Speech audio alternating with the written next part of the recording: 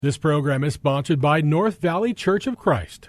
There's a message true and glad for the sinful and the sad. Ring it out, ring it out, ring it out, ring it out. It will give them courage new, it will help them to be true. Ring it out, ring it out, ring it out, ring it out, ring out. Good afternoon, folks, and welcome back to another episode of Redeeming the Time. I'm your host, Chris Macy, and I'm the minister here with the North Valley Church of Christ. Today, we're going to be looking at 1 Peter chapter 3, verses 8 through 12. 1 Peter 3, verses 8 through 12. And before I jump into it, I want to let you know about some things we've got going on here at North Valley, and something that you can be involved in. It's going to start on Labor Day. I know that's a holiday, everyone's been telling me. September the 4th, that evening. And I think I said, well, I hope I'm right about that. I'm pretty sure it's, 7 o'clock. It's going to be September the 4th at 7 o'clock on our stream. So we have that YouTube stream we do on Sunday mornings, Sunday nights, and Wednesday nights. And you can go to our website, www.nvcoc.net. And there is a link to take you over to the YouTube channel. Now you can watch it live there, but I want to try to get that taken down where it's only a link to take you to the YouTube. And there's going to be a live video on September 4th, 7 p.m. But you'll be able to use the chat feature. And what I want to do is, I want to start by talking about 15 minutes about the New Testament church, about finding the New Testament church in the book of Acts. I'm only going to do about 15 minutes. And during that time, and even after I'm done talking, I'm going to have the chat feature open. And I think I can set that up where you can ask questions and submit questions. Excuse me. And so I'm going to answer those questions afterward, and you can keep them coming. I'll do my best to answer all the questions. Hopefully it'll be concerning the topic at hand. I will try and answer others that are outside the topic, but I want to focus mainly on the topic at hand, finding the New Testament church in the book of Acts, so we can know it today when we see it. So I hope you can join us for that on September the 4th. That's a Monday, Labor Day, 7 p.m. Go to www.nvcoc.net. All right. Living and loving the good life here in 1 Peter chapter 3. What do you think of when I say the good life? Do you know the good life? That's the state slogan for the state of Nebraska.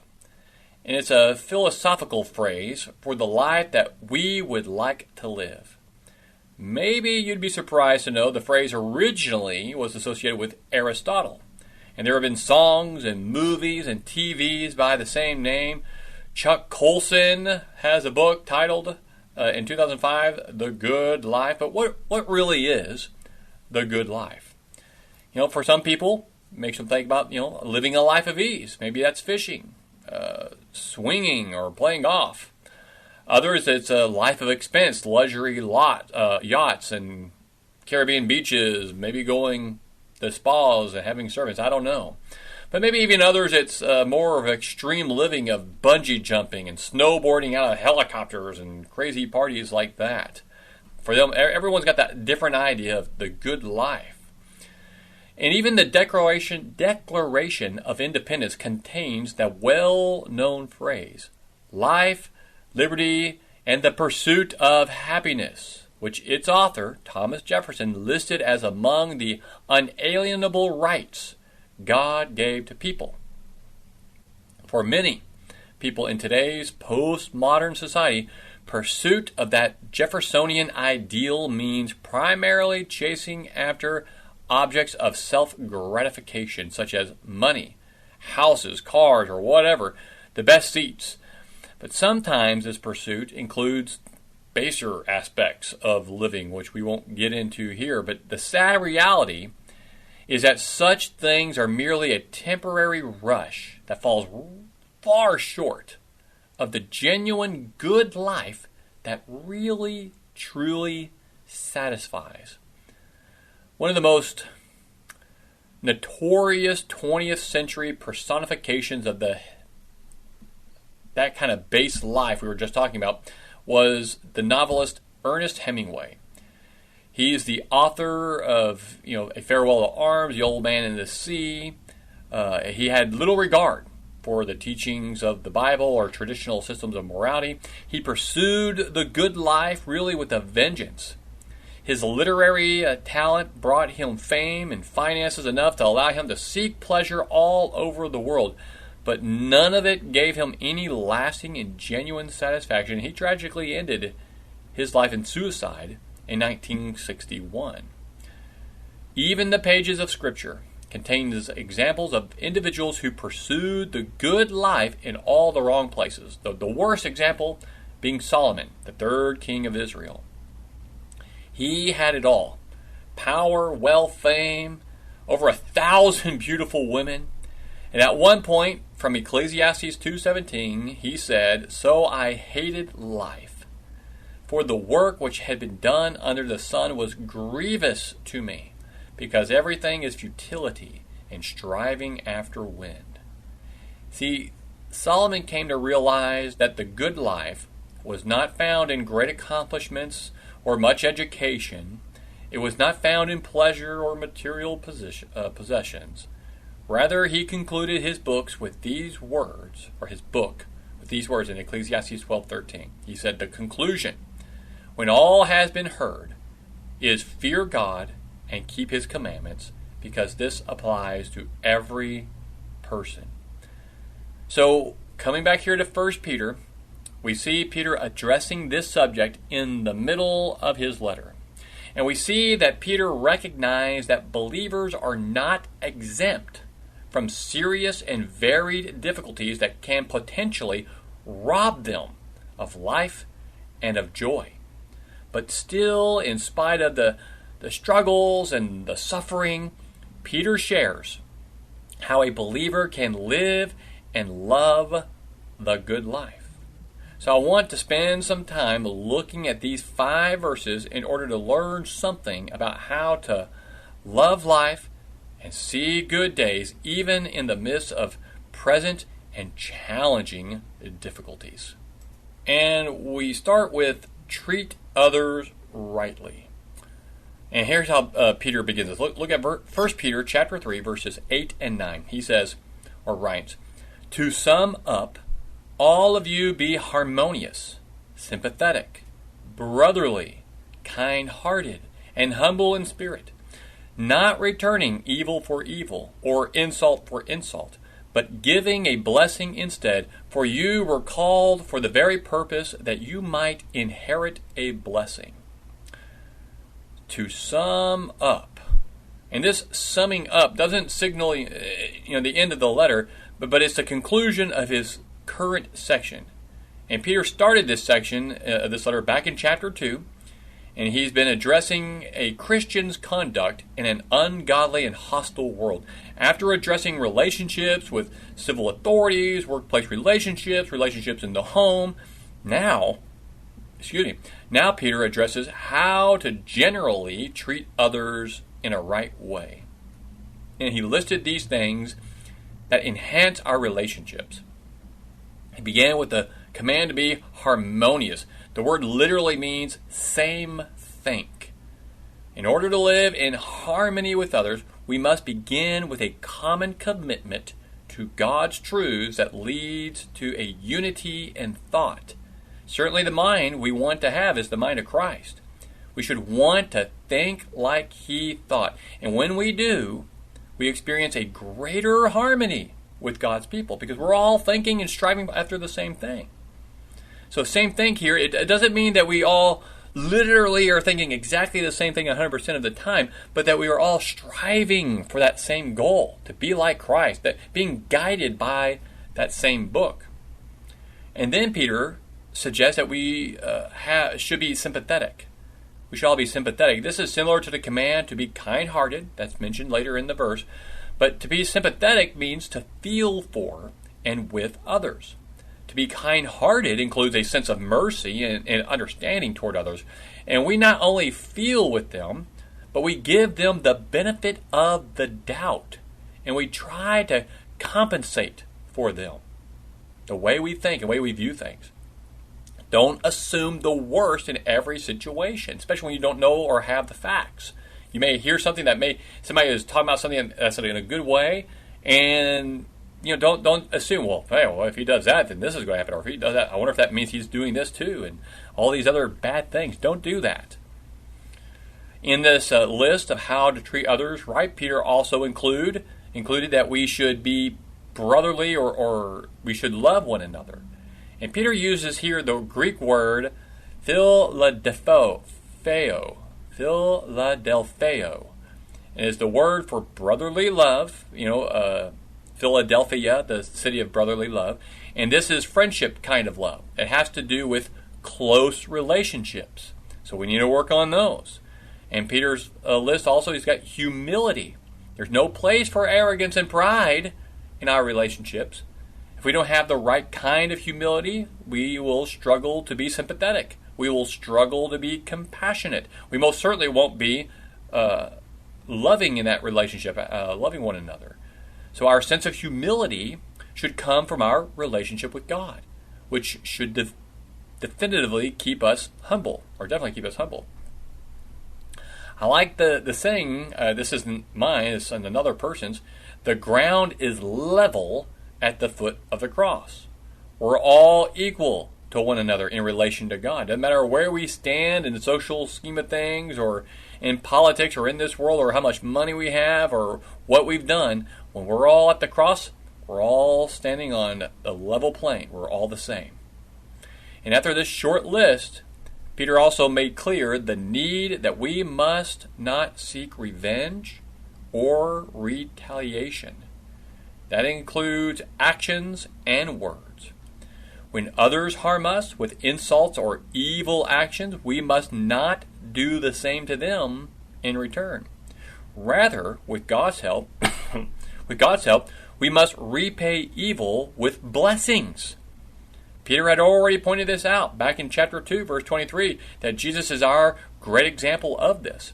And just like him, like the Christ, God will reward us with blessings if we will treat others rightly, even when they have treated us wrongly. And notice, you were called for this very purpose, he says. You were called for this very purpose, that you might inherit a blessing. Another purpose. What is the purpose? That we might inherit a blessing from God by treating his family the same way he treated us. So that's why we've been called, to help build up and encourage and strengthen the family. So in order to experience the good life, we must learn to treat others rightly. But it doesn't end there, does it? Even with just what we just talked about, in order to live the good life, those things that we just mentioned, those would be hard. And you would think it'd be easy to be harmonious and sympathetic and brotherly and kind-hearted and humble in spirit. But man, it's really not. And not returning evil for evil or insult for insult, but giving a blessing instead. All these things is difficult to do already. But then there's even more on top of that. If you want to live the good life, guard your tongue. There in verse 10, Peter writes, "For the one who desires life, to love and see good days, must keep his tongue from evil and his lips from speaking deceit." So, many of the problems of life are caused by the wrong words, spoken in the wrong spirit. Every one of us should take a look at James chapter 3 regularly, because James had some powerful and helpful things to say about the tongue. And the psalmist, in Psalm 141, verse 3, good verse for us to memorize, "Set a guard, O Lord, over my mouth. Keep watch over the door of my lips." So what do you think it means to keep our tongues from evil? Well, certainly it means that we should not let any unwholesome, ungodly speech come out of our mouths. As you know, people's language has become pretty atrocious nowadays. And that's talking about even people in high places. I remember the President of the United States never said things that was derogatory or lied. We didn't think they lied. But now it's just, we expect it. Cursing and treating people poorly and tearing people down. That's the new norm. And don't say, oh, Trump started that. It already started back in the 90s. This was already going on. And Trump isn't the worst. We had another president was challenging people to duels. He even ended up getting himself shot. So it's not as bad as it was at one point in our history. But anyway, this should never be the case, ever, for those of us who love the Lord. And we should not allow our tongues to be used to harm others or tear them down. And Peter mentioned that we should not have deceitful speech on our lips. We should tell the truth. All lies should be far, far away from us. When we open our mouths and allow our tongues to speak what comes what comes out should be filled with grace, and it should be filled with goodness. And when we tell someone something, they should be able to take us at our words. If we keep our tongues from evil, we will be loving life, and we will see good days. Point number 3, found here in verse 11, turn from evil and do good. He must turn away from evil, do good. That which is good, that which is virtuous, is the opposite of what is evil. We must have nothing to do with that which is evil and everything to do with that which is good.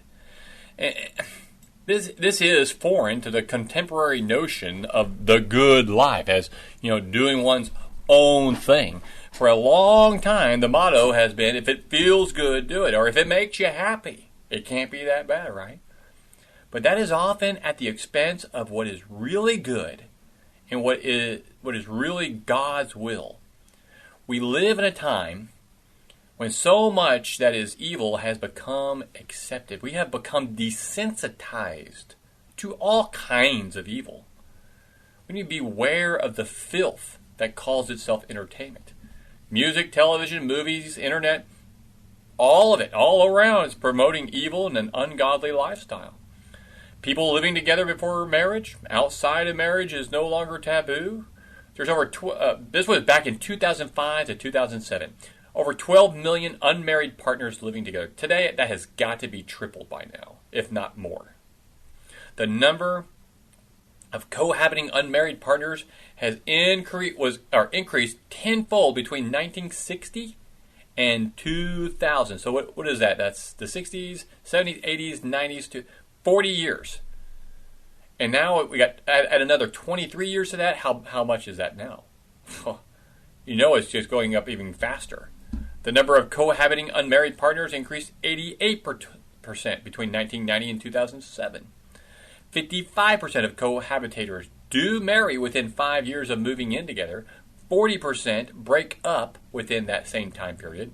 10% remain in an unmarried relationship for 5 years or more. Having babies out of wedlock, no big deal. Having being pregnant while in high school, that's not too big of a deal anymore either.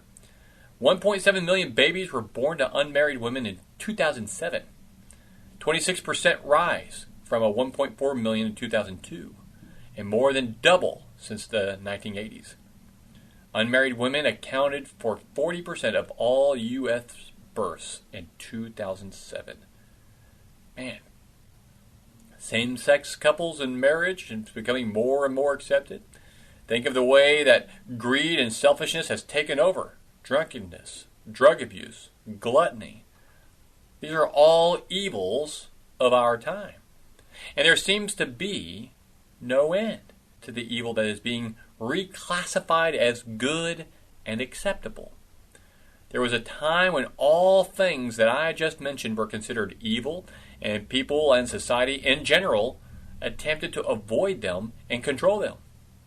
God has given us His commands, and they are good. If we want to live the good life, then we must turn away from evil and do good. And those who are living in an evil lifestyle, they are looking for the good life, and they're recognizing that the life they're in isn't giving them that good life. But their problem is that they think the reason why they don't feel good in their life or they don't have that peace, they think it's because they're not being accepted by everybody. So they lash out at us for not accepting them for who they are. It's not that we don't love them. We do. But we want them to have the genuine good life. But they think, the only way to have that is to be accepted for who they are, because that's what they're taught by TV and by their schools and all these others. And it's atrocious that is tearing so many people down and tearing families apart and tearing the country apart. Because people are looking for the, quote, good life in all the wrong places. We know the truth. We know where to find it. We just need to help people see that and work hard where they're at to bring them to that truth, which is Peter's final command there in the last part of verse 11. He must seek peace and pursue it. Seek peace and pursue it.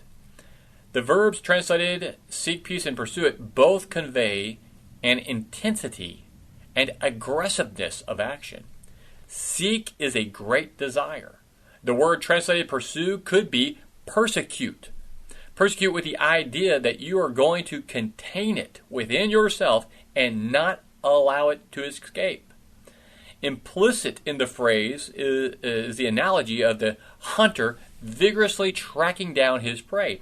We are to seek peace, hunt for it aggressively, even peace with our enemies and our persecutors. We are to be known to the world as aggressive peacemakers. Jesus said, "Blessed are the peacemakers, for they will be called children of God." The camp theme from this previous summer was, I am Exhibit A. That being that I show the very life and attitude of Christ. The verse we focused on up there was James 3:18. And the seed whose fruit is righteousness is sown in peace by those who make peace. And I like what Paul had to say about peace in Romans 12:18. If possible, so far as it depends on you, be at peace with all men. So where does it start? With you and with me. And what difference would it make in our homes if we were to seek peace and pursue it? What difference would it make in our schools, in our neighborhoods, if we were to seek out peace and pursue it? What difference would it make in our church family if we were to seek peace and pursue it? Paul spent a couple of chapters in the book of Romans addressing the need for congregational peace. One of the more important verses that summarizes that section, Romans 14:19. So then, we pursue the things which make for peace and the building up of one another. Peace is not something we can generate on our own. We first of all must be at peace with God through Christ. Therefore, having been justified by faith, we have peace with God through our Lord Jesus Christ, Romans 5:1. Or Galatians 5:22. But the fruit of the Spirit is love, joy, peace, patience, kindness, goodness, faithfulness, gentleness, and self-control. If we want to experience the good life, we must seek peace. And we must pursue it. And in the very last verse, here of our passage today, 1 Peter 3:12. For the eyes of the Lord are toward the righteous, and his ears attend to their prayer.